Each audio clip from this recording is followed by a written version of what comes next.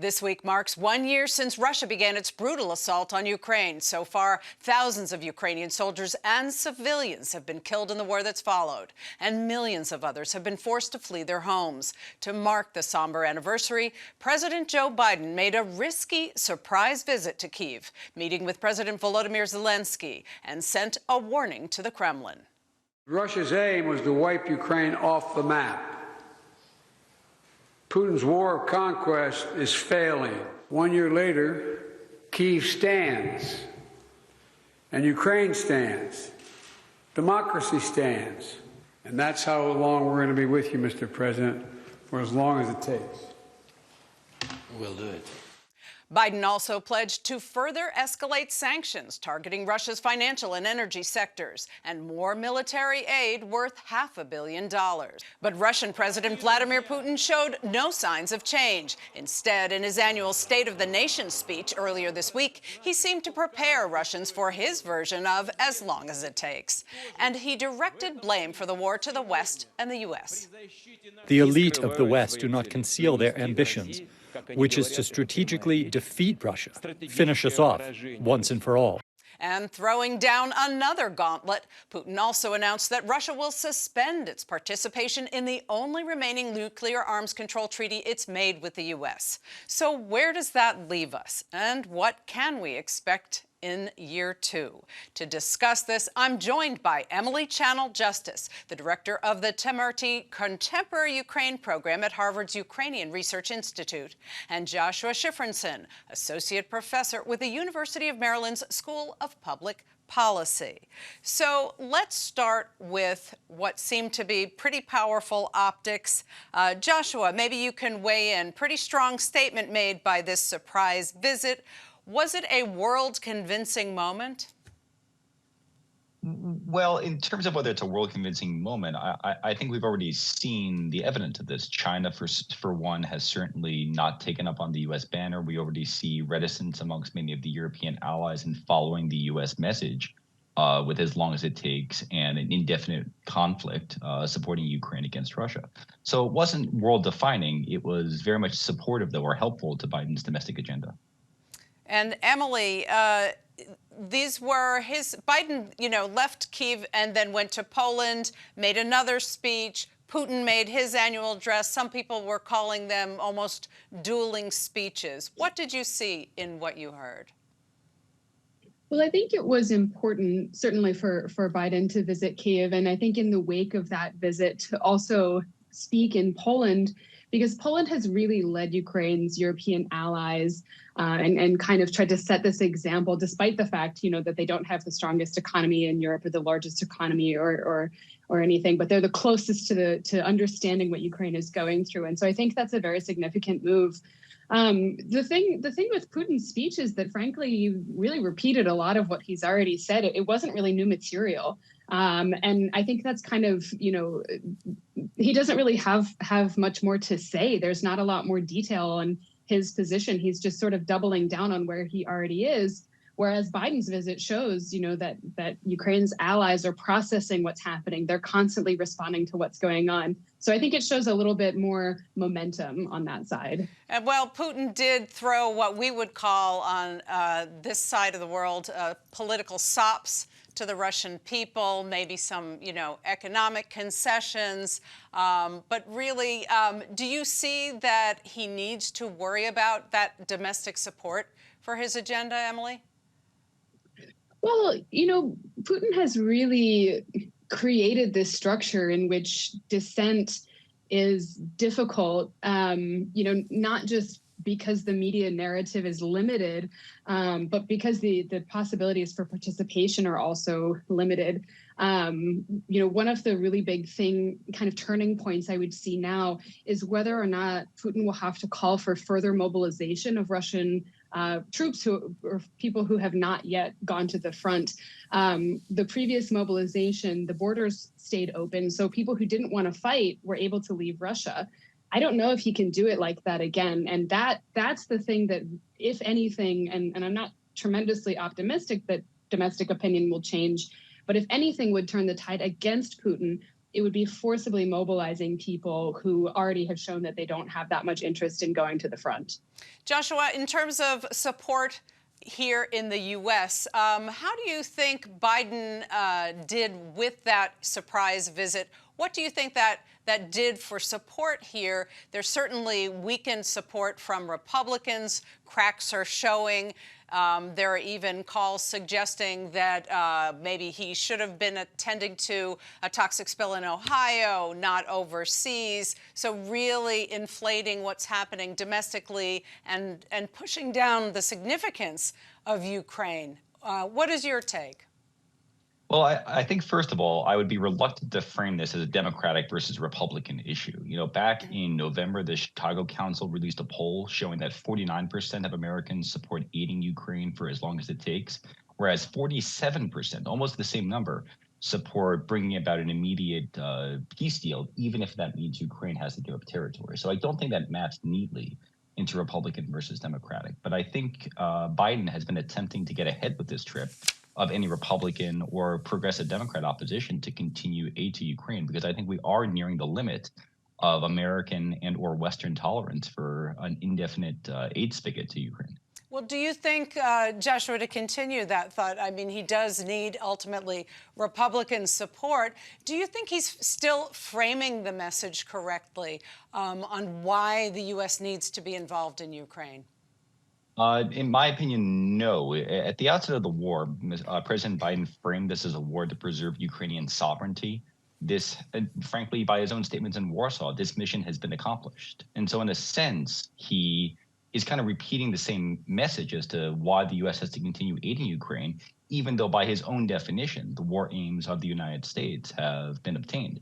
So there's a certain disconnect going on in President Biden's strategy, and I'm not sure this is going to be sufficient to mobilize the massive Republican and Democratic support that he'll need to continue standing by Ukraine for however long it takes. But Emily, isn't this really about more than just Ukraine? Absolutely. I mean, I've said this, unfortunately for the past year, this is really about whether or not we want to live in a world where people like Vladimir Putin call the shots. I mean, Ukraine was obviously not a perfect democracy when the invasion happened, but it had made a lot of really significant advances, especially in the past 7 or 8 years. So to me, and certainly Ukraine's claims to territorial integrity and to its own self-determination are the same as any other democracy's claims to those things. So to me, this is really about Vladimir Putin and Russia saying to Ukraine, we don't care about those things. We've decided you don't get to have those.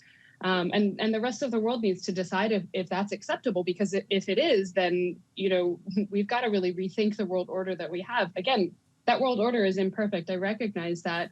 But the aims here are about, I think, much greater concerns than, just simply, how long it will take to support Ukraine or to convince Republicans to keep supporting Ukraine. So your colleagues collectively over at Brookings believe that, the debate has sort of been muddied, that it's been framed as, we need to weaken Russia and maybe Putin has to be overthrown and democracies should line up against autocracies.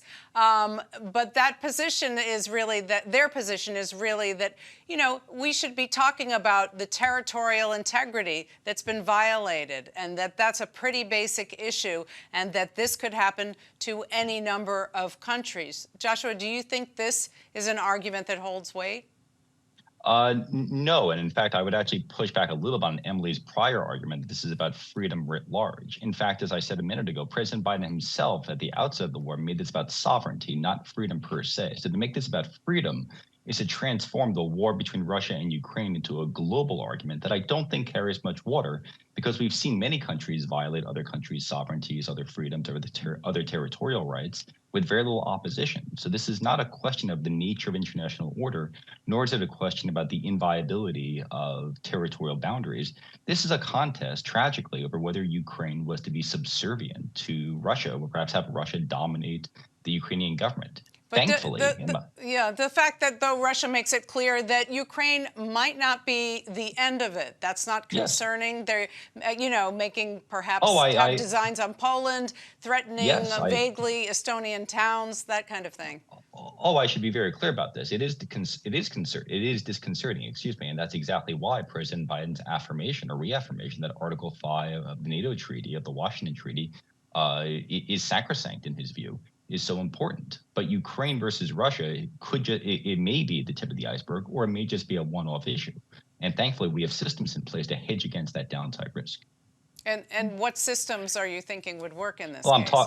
Well, in this case, we have the whole NATO alliance. In this case, we have countries like the Baltic states, like Poland, in NATO. That's that part of the logic of their seeking to join NATO back in the 90s and 2000s was their own desire to hedge against this. And part of the reason the U.S. supported their entry into NATO is to hedge against this risk. So we have a fire break in place, and I think we shouldn't pretend that it doesn't exist.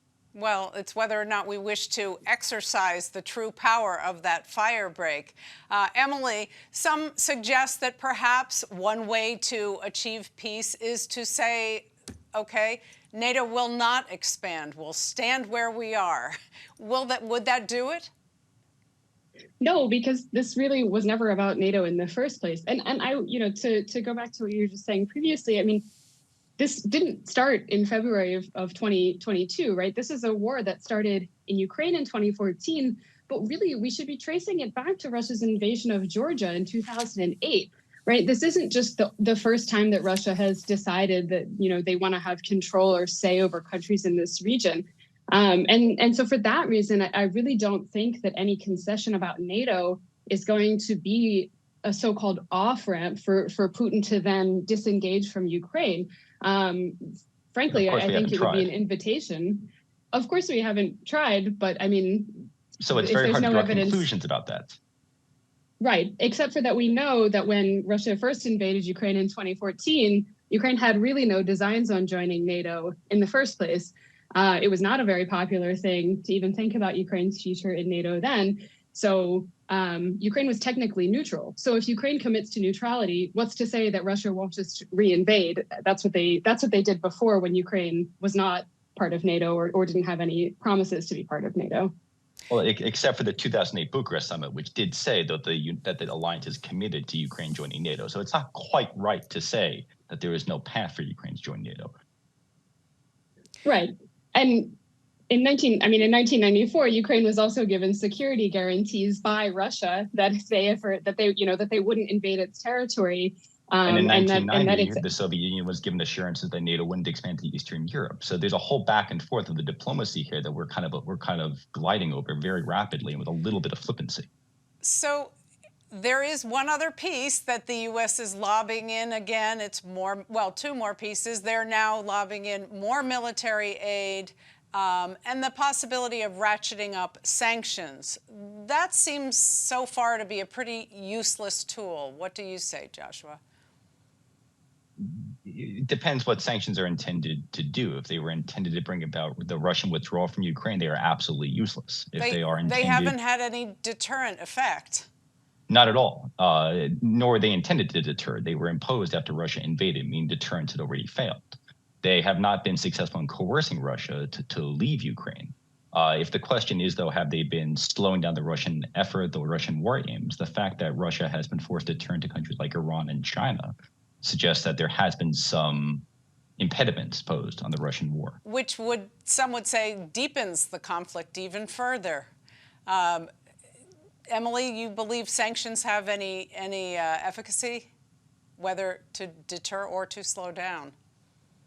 I still have some hope that potentially they will in the future. I mean, the role of Iran and China here, I think, is really essential. Obviously, we've seen, influence from both of those countries. Iran supplying parts for Russian military equipment, which helps them continue to bombard Ukraine. We've just gotten word over the past few days that China has been also aiding Russia.